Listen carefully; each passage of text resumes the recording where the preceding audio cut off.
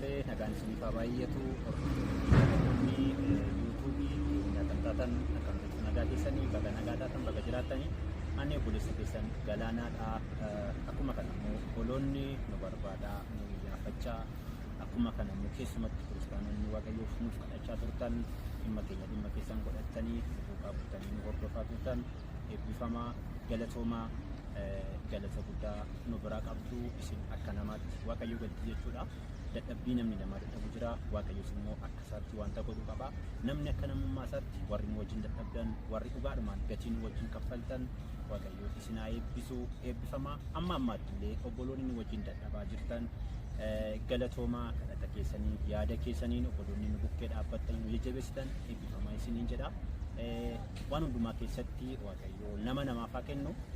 Egaa waan gooneetu immoo hiixanneef osoo hin taane kanaaf immoo namni akka namummaa isaatti nama barbaachisaa. Isin immoo dhimma keenya ofirra kaawwattanii akka ofii keessanitti fudhattanii nu wajjin gatii guddaa kaffalaa turtan eebbifamaa.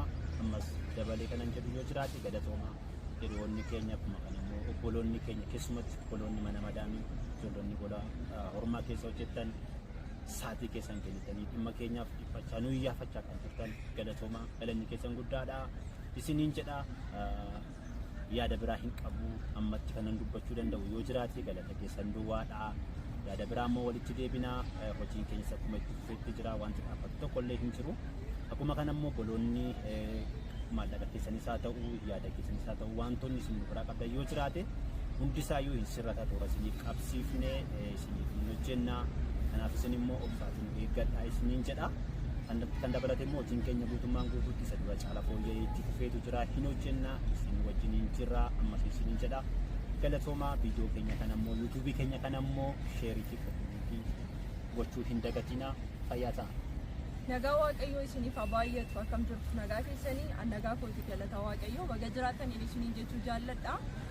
Dhugaa dubbachuudhaaf obboloonni waa'ee keenyaa fi callaqamaa turtanii akkuma inni dubbate jecha isiniif hin qabnu galatoomaa isin jaallanna isin kabanyaan isiniin jechuu jaalladha. Dhugaadhaaf yoo ta'e jechan jedhee itti waa'ee keessan ibsuu hin qabu. Namoonni nuuf kadhachaa jilbaan dadhabaa akkasuma yaadaan dadhabaa haga ammaatti illee namoonni nu biraan hafne yaadaan nu jajjabeessaa jirtanii dhugaadhaaf yoo ta'e jecha isiniif hin qabu galatoomaa nuuf jiraadha. Waaqayyoo lafa isin jirtanitti isin haa eebbisuun isiniin jechuu jaalladha.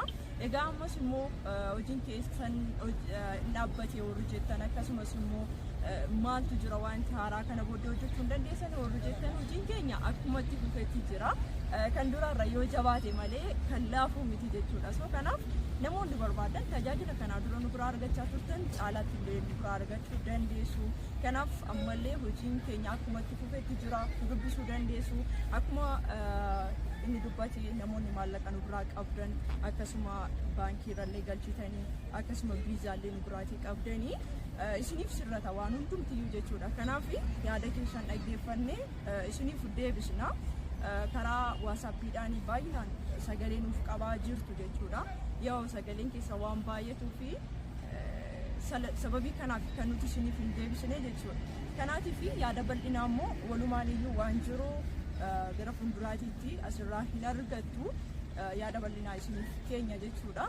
Kanaaf yuutuubii kana immoo sabiskiraayibii, sheerii fi akkasuma koppiliinkii gochuu hin dagatinaa. Bal'inaan yeroo biraa isiniif waraabnaa isiniin jechuu jaalladha.